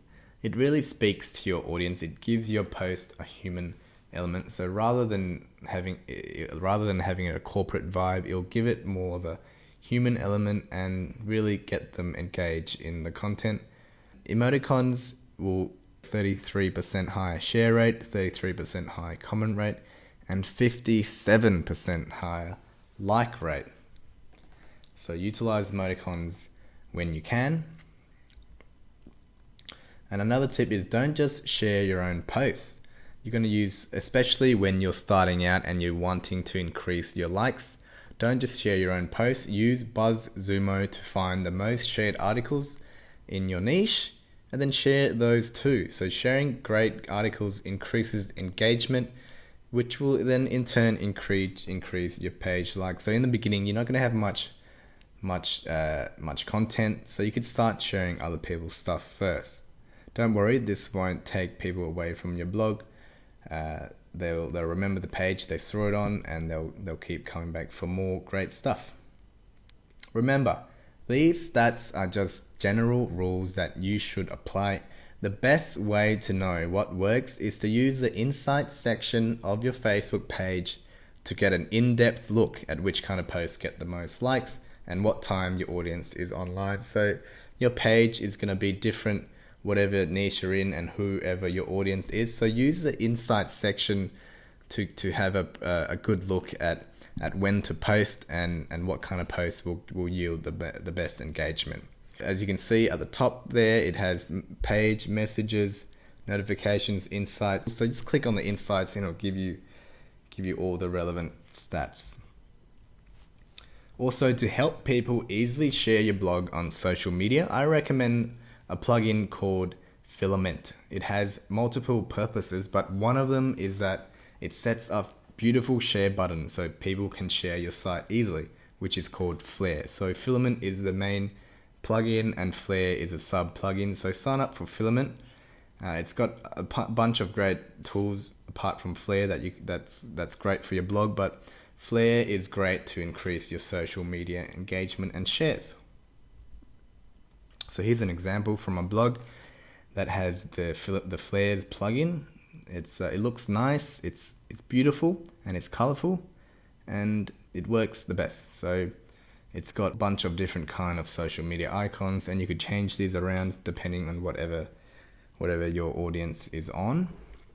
So I'm going to give you a couple of more tips to help with your social media engagement.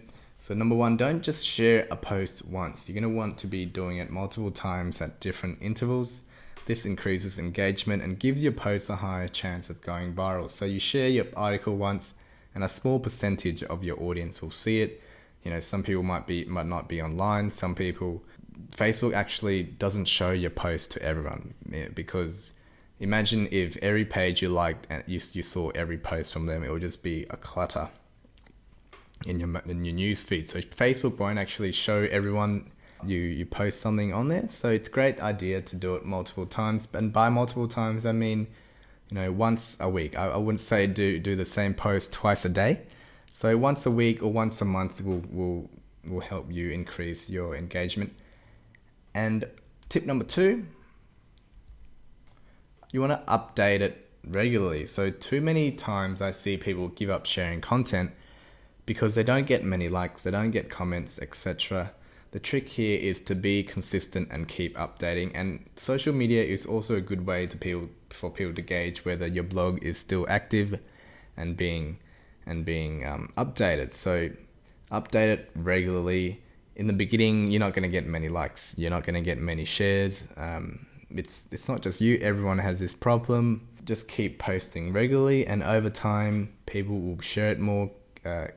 People will like it, will comment on it. So I hope you guys enjoyed this video. Sign up for Facebook and Twitter and whatever your audience is on. So if your blog is on, DIY, a lot of your audience will be on Pinterest. If your blog is more businessy, then a lot of your audience will be on LinkedIn. So sign up for those too. So I hope you guys enjoyed this video, and I'll see you on the next one. Hey guys, welcome to another video of traffic generation, and in this video we're going to be talking about creating infographics. So this is something I overlooked for a long time, thinking it was pointless and a lot of work, and nothing could be further from the truth. Infographics are powerful in generating consistent traffic, long-term traffic, also generating trust and providing an immense amount of value. So the average human attention span is between 2 and 8 seconds. And according to research from WebDAM, the brain processes visual data 60,000 times faster than text. And this is because 90% of data to the brain in everyday life is visual, so we're much better at it. That helps understand the power of infographics over simple text-based blog posts. Other benefits to infographics is that it is easily shareable, has a high chance of going viral, and it really positions you as an expert in your niche. So here's a little data from Google Trends to see the interest in infographics over time. So 5 years ago, no one was really looking at infographics, but now more people are used to it, more people want it, more people see how useful they really are. But don't just go and start creating infographics aimlessly. There are some key factors that you must cover to make sure that your infographic becomes as effective as possible. So it does take time to create. You're not going to be wanting to waste 2-3 hours on something that no one is even going to read. So let me show you what you need. So the first thing to understand is who your audience are and what type of information they like. Do a bit of researching by looking at popular articles in your niche, looking at other blogs in your niche, and see what your audience wants. So you're going to be analyzing the headlines, the data presented, and the visual elements used. This will give you a firm idea of what is possible and what isn't. What is popular and what isn't, so you don't waste time creating an infographic no one cares to read. So remember, at its core, a good infographic shares great value, much like a blog post. You're not trying to make sales, you're not trying to tell people about yourself, you're just being a provider of immense value. So keep that in the back of your mind for the reason why you're creating infographics, and also it builds trust in your audience and it brings in the right traffic, targeted traffic for your blog. So without further ado, let's get started on how to create one, and it's not as hard as you think. So step 1 is figuring out what to create an infographic about. You're going to be searching through blogs in your niche with tools like BuzzSumo, Socialpolitics, and Topsy, and find a popular article that has a lot of great research and data. So I've mentioned these tools before. So with BuzzSumo, just go to the website and type in the name of the blog you want to analyze, or you could even just type in the topic. So if your topic is dog training, you want to type in dog training essentially. So use this to research, and this will give you some ideas to go from. Because creating an infographic takes time. You want to be creating infographics about the things that people care about, right? So step number 2, once you know what your infographic will be about, you got to do the research. So like I mentioned before, use Google to find data from reliable sources. So you could just type in your keyword plus research. I find Google is the best tool, because the results, what the results will be is that there will be articles explaining that research paper, or you could just go in and read the research papers themselves. They are quite long. So what you can do is just read other articles explaining that research paper and use that in your infographic. And also, you're going to be looking for visual elements. So that's the key point of an infographic. Visual elements, so pictures, icons, all those kind of things.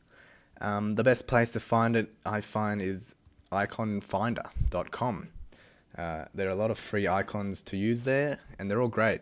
I'm surprised by the amount of icons that are for free and how nice they look, and you don't have to even mention the author. You don't have to source it at all. They're just giving it away for free. So there are a lot of premium ones as well, and it's not expensive. I think it's $20 a month for unlimited icons. So that's great. And then you want to be writing down the main points of your infographic. So you want to have between 6 to 8 key points to put in your infographic, as any less than that isn't very useful, and any more will just really bore the reader and overload them with information and data. So remember, the The purpose of an infographic is easily digestible information. So too much information, people don't really want to read it. So let's move on to step number 3, making the infographic. So you don't have to be a designer or an artist, you just need the right tools. And here are the top 5 websites that can help you. The first one is Visme, then there's Canva, Infogram, Easily, and PictoChart, and they're all pretty similar. They all have free and paid options, and to be honest, the free ones will do just fine. Of course, if you want more, differing styles, more variations, you can pay for it, but you don't have to. And if you don't want to make it yourself and you don't want to hire a pro designer, you could check out Fiverr.com. I've probably mentioned Fiverr.com 100 times now in this course, but it's great for cheap graphics, and there are many artists who will create great infographics for $5, and it isn't that bad. People give Fiverr a lot of hate, but $5 to us, to most people, it's not that much money, but to someone living in a different country, it's a day's meal essentially. So always be checking their reviews and check their previous work. That's how you know if it's good or not. There are a lot of crap artists on there who will they just want to take your money and make a quick buck, but there are also a lot of great designers. So here's an example. I typed in infographic into Fiverr and look at these 6 results. The first one doesn't look that great. The font and that white outline. I don't think he's a good artist. But look at number 3, number 4, number 5, even number 6. They all look great. They're all nice looking, and it doesn't have to be $1 million artwork. It just has to look good enough so your information can be passed on. Another method is simply creating the main points in a PowerPoint presentation or a Keynote document if you have a Mac, and then you could just cut the slides into one image either on Word or Apple Pages. So you're making each point in a slide, and then you just cut the slides and paste them into Microsoft Word or Mac Pages. You could also just put the slides into GIMP and Pixel Editor. They're both free to use, and which is fine. Like I said, it doesn't have to be $1 million artwork. Next, you need a compelling headline that tells a story. So even if you have the best info and the best graphics, if your headline doesn't grab attention, no one's gonna come and read it. Even though you may have the most awesome infographic, if no one's clicking on it and reading it, then they're not gonna know how much value it has. So headline is probably one of the most important factors of getting your infographic shared and it going viral. So I've probably showed this to you before, but here's some data to show which type of headlines are the best, and this is research done by Conductor, and as you can see, 36% takes it with the number headline. So 30 ways to make drinking tea more delightful, closely followed by reader addressing, ways you need to make drinking tea more delightful. So the keyword there is you, addressing the reader, and then 17% with how to make drinking tea more delightful. And you'd always play around with it, see which one you would like to read, and also check out other blogs with BuzzSumo and stuff, and see what their headlines are, and see which type gets the most shares. And I guarantee you 80 to 90% of the top ones will be numbered headlines or reader addressing headlines, and even how to headlines. So headline is very, very important. And then step 5, once it's all done, you got to get it out there to the world. You want it to be shared as much as possible. So don't forget to put a link to your blog or website in the infographic. It's usually either at the top or at the bottom, or even just underneath the title, so people know who made it. Because once it gets shared and people read it, they're going to come back and look at your website and be like, hey, this guy made this infographic and I love it, so I'm going to check out his website for more awesome information. Also on your WordPress, install a plugin called Embed Code Generator. So it makes it for others to embed your infographic on their site. So it's simple. It creates a code for that infographic where other sites can just copy and paste it into their own site. Also, a good tip is contacting other blog owners in your niche is the best way of getting it out. So email or tweet it to them, contact them on social media. So find the relevant blogs and look for a contact email or form. Then simply email them your infographic, asking them to, hey, check this out. I just made it. What do you think of it? And then mention that you have an embed code if they want to share it with their readers. So don't be like, hey, share this, because people don't like being told what to do. But if you just give them a really good infographic, the chances are that they will share it, because on my blog I love sharing infographics. It saves me time from writing articles on the days I don't feel like it, and my readers love it. So if you have a good infographic, it will most likely be shared. And you could also share it on your social media accounts, on your Facebook groups that you're in, and also submit it to StumbleUpon and Reddit, social news sites. They love these kind of stuff. StumbleUpon, full of people who are just bored browsing around, and they come across an amazing infographic. They're going to read it because it's an easily digestible information. And if you have an email list, send it out to them and be like, hey, check out this new infographic I just made.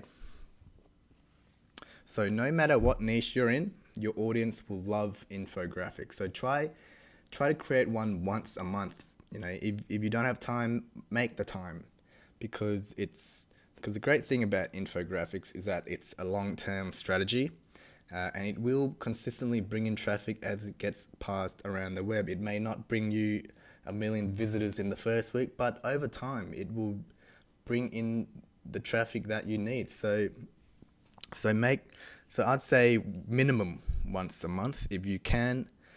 Post it on your blog, and that's really it for infographics.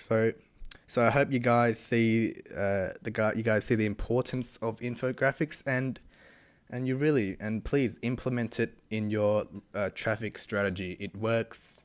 It's great. It's long term, and people love it. So thanks for watching, guys. I'll see you in the next video. Guys, so welcome back to Traffic Generation, and in this video we're going to be talking about forum marketing. Another great method to long-term traffic is through constant participation in relevant forums. There are thousands of forums on the internet, and there's sure to be one for your niche. Your goal with forums is to participate by giving valuable information, help people out, and answer questions while simultaneously giving exposure to your blog through the forum signature and in your profile. So when you leave a comment, when you help other people out, they're going to be curious to who you are and why do you know so much, and even why they should listen to you. And then they'll click on the link, whatever you link in your comment and in your profile, it's going to take them to your blog. So how do you find relevant forums? Well, first step, easiest, is Google. Head over to Google and simply type in your niche or your keyword plus forum. So if you're a travel blogger, you type in travel forum, whatever your niche is. That's the easiest way. Another search term you can use is called your niche / keyword plus powered by vBulletin. So I'd say a large majority of forums on the internet is powered by vBulletin. So that's a forum platform. So let's pop over to Google now and let me show you what I mean. Okay guys, so now that we're in Google, let's try to find a travel forum. So just type in travel plus forum, and there it is. TripAdvisor is the number one travel forum. You can have Lonely Planet, Four Doors, Travel Buddy, Thailand travel forum. So whatever your niche is, you're gonna get tons and tons of results. So this one got 540 million results. They're not all forums, of course, but that's the amount of results you're gonna get. So let's try the other one. So travel plus powered by vBulletin. And there it is, guys. Bunch of travel forums powered by v bulletin. So let's pick another topic. How about let's try a sport. Let's do golf. Golf plus forum. There you go, the sand trap. Golf WR, that's a car forum. So have a look around and see which one has the most active users, and let's go powered by V Bulletin. There you go. Disc golf course review, not that one. Golf rewound. Here we go. Look at this, powered by V Bulletin. So you know this one has a forum, Jeffy Golf Forum. So Google is a great way of finding forums. There it is. Look at this. Fantastic. And a good way to tell how popular it is to look at the number of members. So this one has 639 members. Current active users, 55. So it's not too bad. Not too bad, but I'm sure you can find better ones. So let's move on to the next method. The next method will be a lot easier to tell by tell the number of users. Google, you have to do a lot of that manually. So the next method is to look at this website called www.findaforum.net. So this is a forum finder, and it's split into as you can see there, categories, top forums, or you could do random forum, server map, submit forum, and I find this website is full of great forums. So let's pop over to that now and let me show you how it works.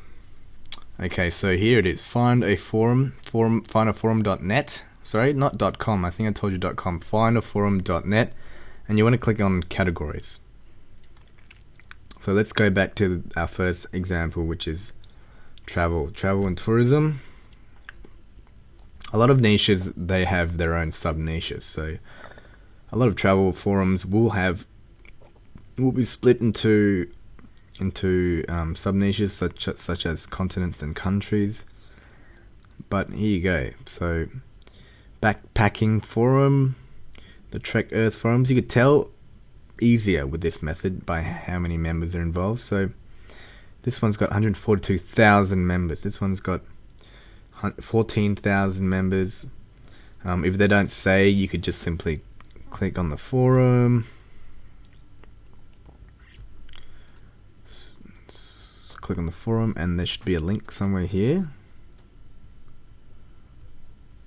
Here you go, visit forum.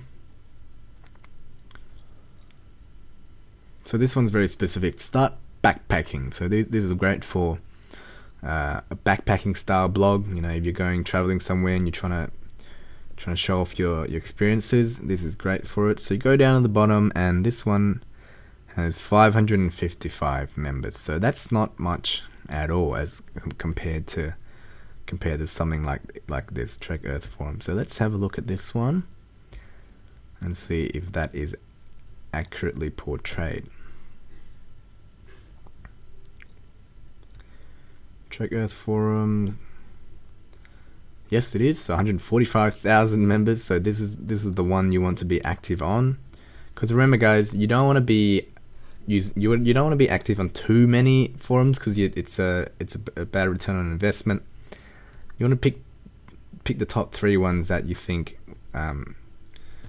is top 3 ones which has the most users. Because a lot of people, they'll start being active on 10 forums, and after a while it gets tedious trying to keep track of what you're trying to do.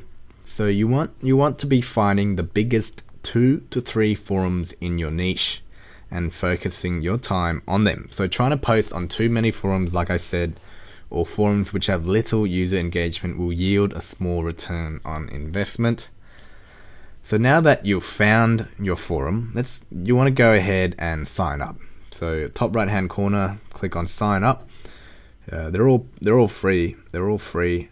choose the username properly and make it relevant to your blog. So you want to choose a good username. You don't want to be, travel guy 1995, because that looks like a bit, doesn't look good. So you want to be whatever. Let's say your travel blog is white guy in Asia.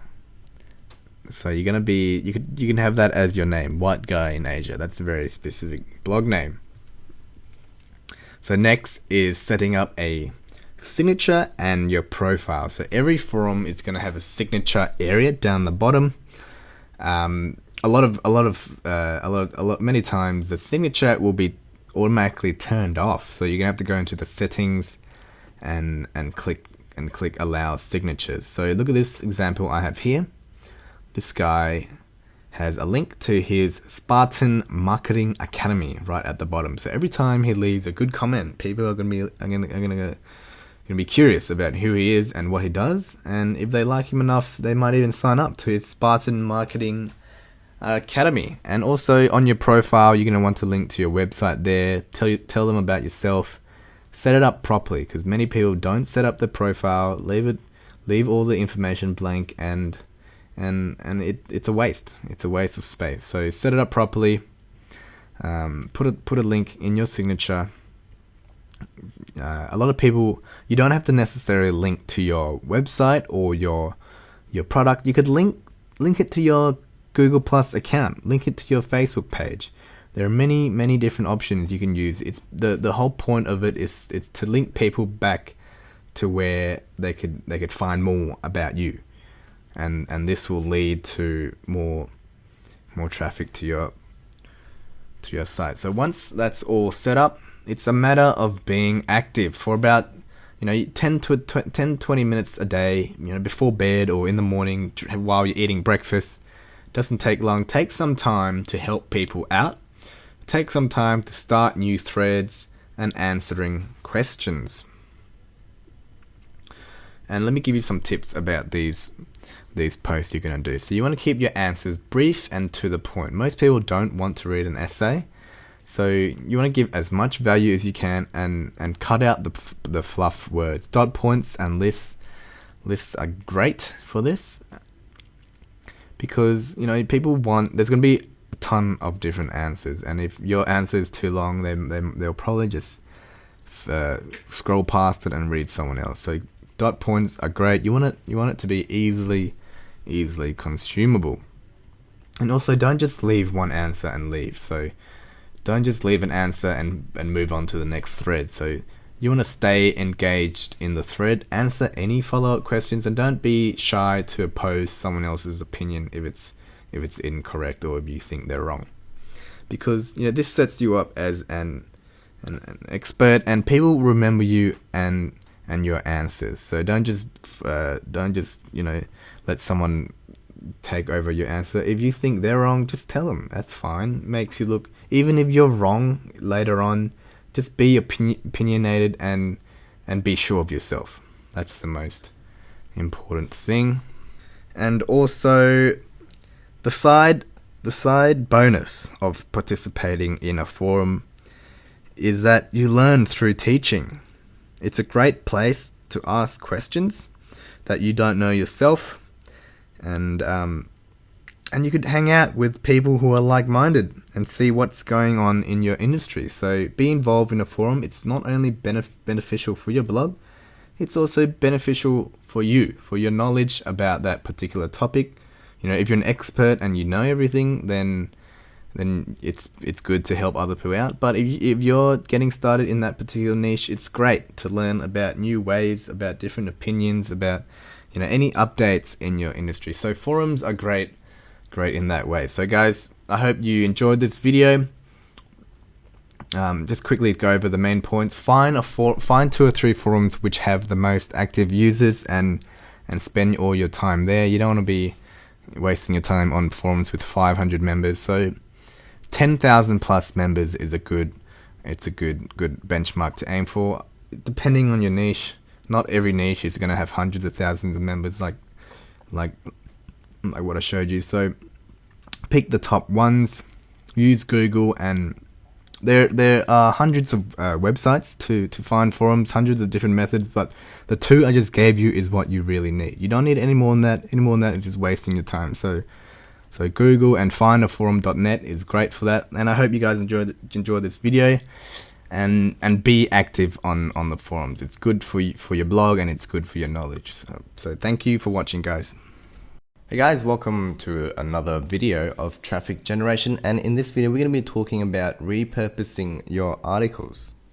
So this method involves taking an article on your site and converting it into different media types. So by doing this, you create the potential for your text articles to be consumed through other mediums, increasing your traffic in the long run. A text-based article is great, but why not diversify it into other mediums for people who prefer different types of content? You also have access to a different base of audience to direct traffic back to your blog. And there are three ways to do this. Three ways I'm going to show you right now. And the first way is through YouTube. And if you look at all the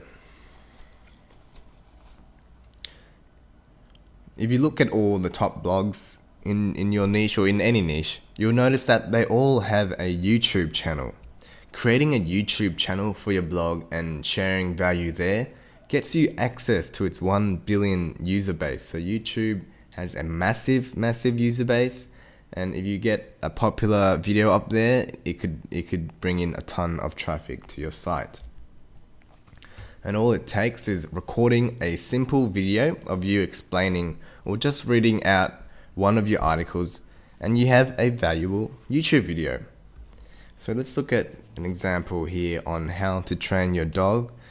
Yes, this could be an article. There are thousands of articles on how to train your dog, but a few people have decided to turn it into a video, and look at the results they've gotten. So that top one has gotten 540,000 views, which would mean thousands of visitors to his site if he linked out properly. Same with the second one, third one, fourth one. Another example, how to take good photos. Again, there are thousands of articles written on how to take good photos, but with something like this, a video is perfect. And again, you can see how good the results are. Third one, 454,000 views. Those first two, almost 100,000 views each, and this means awareness of your blog and traffic to redirected to your blog if you do put a link out or put a website on the video itself. And making videos is pretty easy. You think you need $1,000 video editing software or the best camera or the best intern to edit your videos. You don't. I'm going to show you now a quick and easy way to make videos, and it's perfect for something like repurposing your articles. So the first way is through a PowerPoint, so a slideshow software like PowerPoint if you're on Windows, and mixed with Camtasia Studio if you're on Windows. And Camtasia Studio is a video editing software mixed with a screen recorder. So you could record yourself talking over a slideshow, and you could put all your points and pictures into the PowerPoint and record it with Camtasia. That's what I'm doing now, and it's extremely simple to use, and it looks great, and it works perfectly. If you're on Mac, you could use Keynote mixed with ScreenFlow. So they're the same thing, just on a different operating system. And you could always record yourself speaking in front of a camera, but I know that can be a bit daunting in the beginning, and you don't have to do that. These methods will work just fine. So here's another method of repurposing your articles, and it's going to be on a website called slideshare.com. Slideshare is a website that allows you to create a slideshow and upload it to their site, which has over 65 million unique visitors per month. So you're going to be putting your content in front of 65 million unique visitors per month. And with the previous method I gave you on YouTube and creating the slideshows and then recording it, well, with SlideShare, all you're really doing is just uploading that slideshow. You don't really need to record record it because it's not a video. It's a PowerPoint, a slide presentation. So you're really killing two birds with one stone by doing that. So SlideShare, again, it's a great way to repurpose your articles and steer traffic from SlideShare users to your blog. Gets your blog out in front of all these people, and it builds awareness. Lets people know that, hey, this is my blog, this is what I talk about, come check it out. So the goal here is to break down your article into specific and concise points and have each point for each slide. You don't want to be giving them a wall of text in your slide. I see too many slides on SlideShare where it's just a wall of text. They've just copy and pasted their article onto a slide and just shared it that way. That's not good. An effective slide utilizes images and keywords to convey your message. It's a quick and easy way to consume information. And with the visual, don't forget the visual element because our brain responds better and stays more focused when there's visual elements involved. So here's an example of a slideshow from SlideShare. 9 secrets email marketers don't want you to know. This is an article which has been repurposed by Jonathan Rick and put into a cool little, nice looking, visually appealing slide. Another one, 21st century skills in foreign language classrooms. So SlideShare just puts this little square tool on. You could even put it on your website, but it'll show up on SlideShare's website looking like this, and all they have to do is just click on the headline if it's appealing and just watch the slide by clicking the right button there. So it's extremely simple to use and very effective in terms of traffic generation. Here's another one, how to raise 23K in 28 days. So whatever niche you're in, you could turn whatever article into a slide. It doesn't really matter. And it's important to have a good heading, a good headline for your slide, as this is what will bring people in. You should have already optimized your article heading, and you could simply use that in your slide. So the biggest mistake I see people make is having a boring headline. They've got a great slideshow, they've put a great article in there, but the headline just doesn't bring the people in, and no one clicks on their slides. And also, here's another major tip. Don't forget to include an action at the end of the slide. It lets people know to check out your blog, like you on Facebook, tweet the slide, download your ebook, whatever you want. It's a big mistake people make. They have this great slide and people watch it and they just go on to the next slide. People watch their slide or click through their slide and then they don't know what to do after. They're not told what to do. So you have a simple like us on Facebook or follow me on Google Plus or visit me on this website. People will do that, especially if they enjoyed your slide. Here's an example. Thank you, and he's got his email there, and on the right he's advertising his book, Epic Content Marketing, and it's another great way you could advertise your products at the end of the slide. So if people enjoyed your slide, they're more likely to buy your product because their brain thinks that, hey, I really love this guy's slide. What else does he have in his book? Let's go check it out. Here's another one, dog food secrets, a dog food slide. Get your free report and ebooks for a limited time only at website. Here's another great call to action. And if they don't do this, they're missing out on a huge traffic source and a huge customer base. So it's important that you do this. The third method to repurposing involves audio recording your articles and submitting it to various audio directories. So it's through a podcast. Most people think podcast as an hour long interview of someone. That's a different kind of podcast. This one is to repurpose your articles into an audio version so people can listen to it on their drive to work, on their commute to work, on the plane, wherever they don't have time to read. I recommend grabbing a proper mic to do this, as an inbuilt microphone lack in quality. But if you're just starting out, an inbuilt microphone or even a microphone on your smartphone will do just fine. But if you can grab a proper mic, they don't cost too much, and it's great for many things which you want to use in your blog. And then I use a free software called Audacity, which is all you need to record an audio file. You could find it at audacity.com, and it's completely 100% free. And you could record your audio on there and then export the file as a WAV, a WAV format, not MP3, because I find that the quality is substantially better. You can also hire people on Fiverr.com to record your articles for you, but it can be cost consuming in the long run. And also the thing with that is you want people to recognize your voice. It's your brand, it's who you are, and it's great for when you want to release a product where you'll be recording yourself or whatever, and they'll know and they recognize your voice. So you can hire people, but I recommend using your own voice for this. And always start the podcast with a little introduction rather than going straight into the article. It gives it a more personalized touch. So rather than just reading the article, give a little introduction. This is very, very effective. So hey guys, Daniel here, and on today's podcast, I'll be explaining to you the top 10 methods to building pictorial muscles. Again, it's not a big deal, but this is a good way of getting people to know you rather than just a tone of voice, a voice talking over audio. And like I said, this little human touch improves engagement rather than a drone of information being shoved down someone's throat.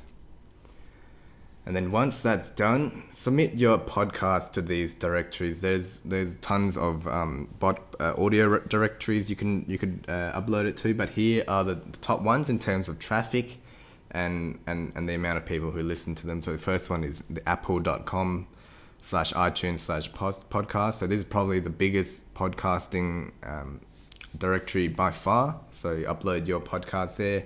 Second one is blogtalkradio.com. And there's stitcher.com and there's digitalpodcast.com. So you can upload your podcast on all those directories. It doesn't matter. But here's the top 4 that I highly recommend that you do.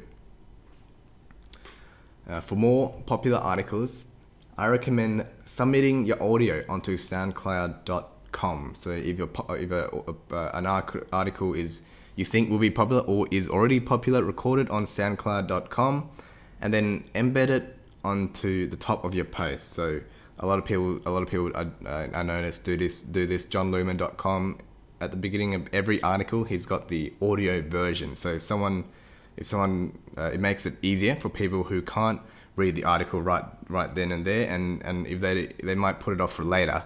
But if they do that, they'll probably forget. So have an audio version so if people can't read, they just click play, and SoundCloud has a cool little tool at the top which will play the article for them. So that's a neat little trick. And that's all there is to it, guys, for repurposing your articles. And I know this may seem like a lot of work, but it's really worth it as a long-term strategy. And you don't have to do it for every article, just the ones you think are the best. And also remember, you're not doing this all the time. You're going to be doing a little bit here and there. It takes about 30 minutes to turn an article into a slideshow, and then you could record that slideshow for YouTube and upload that slideshow for SlideShare. So there you've killed 2 birds with 1 stone. And with your audio, you could upload it onto podcasts. So it's really all one system, all one method, just different ways of getting it out to people. So I hope you guys enjoyed this video. I hope you guys employed these tactics, as they do work. You may not notice a big stream of traffic straight away, but as a long-term strategy, it's highly effective and will constantly bring people back to your site. So that's it, guys, and thank you for watching.